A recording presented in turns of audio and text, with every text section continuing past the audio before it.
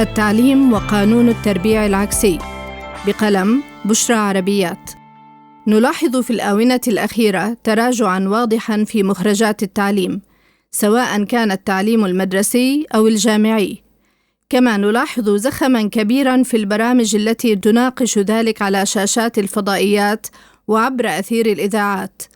ولكن النتائج لا توحي بأي إصلاح للتعليم، بل على العكس، هناك ترد وتراجع ملموس في المنظومة التعليمية، ناهيك عن المنظومة التربوية الأخلاقية والسلوكية، والتي باتت عملة نادرة في هذه الأيام. والسؤال المطروح اليوم: هل وصلنا إلى حالة من العجز إزاء ما يحدث من تراجع؟ هل نستسلم للواقع الأليم ونستوعب أن التعليم صار خاضعاً لقانون التربيع العكسي؟ كنت أعتقد أنه لن يأتي هذا اليوم الذي أستخدم فيه هذا القانون لبيان التراجع الملحوظ في التعليم بمرور الزمن، لكنه أصبح واضحاً للعيان أن مخرجات التعليم تتناسب عكسياً مع مربع الزمن. إن التعليم رسالة هادفة تنشر ضياؤها في الفضاء مهما كانت المسافات بعيدة، ولكن لا يمكن أن نتجاهل أن شدة الضوء تتناسب عكسياً مع مربع المسافة. فلماذا أصبح التعليم يتراجع وتتضاءل قيمته ويتناقص تأثيره بمرور الزمن؟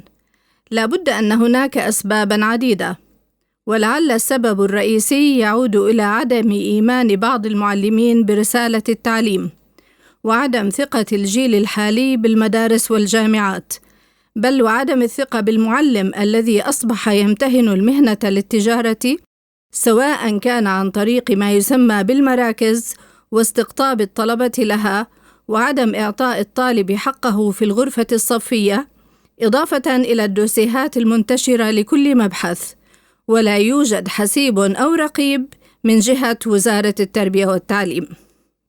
السؤال المطروح أمام وزارة التربية والتعليم: ألا تثقون بمناهجكم حتى تسمحوا لمئات من الدوسيهات بالانتشار في المدارس الحكومية والخاصة؟ ألا تجدون أن هذا يشكل عبئاً مادياً إضافياً على أولياء أمور الطلبة؟ ناهيك عن تشتيت الطلبة ما بين المنهاج المدرسي المقرر وهذه الدوسيهات، هذا من جانب.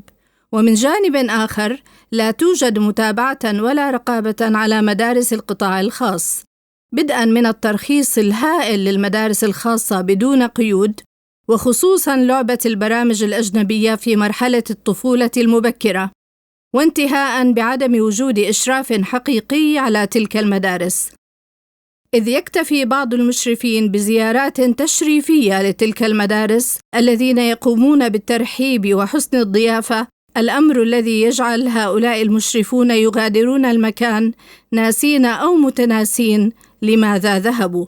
لقد آن الأوان لنضع اليد على الجرح الذي ينزف منذ سنوات، وقد يكون تعقيم الجرح مؤلماً، لكنه أفضل من استمرار النزف. للاستماع إلى المزيد من المقالات اليومية زوروا موقعنا الإلكتروني مقالات.me.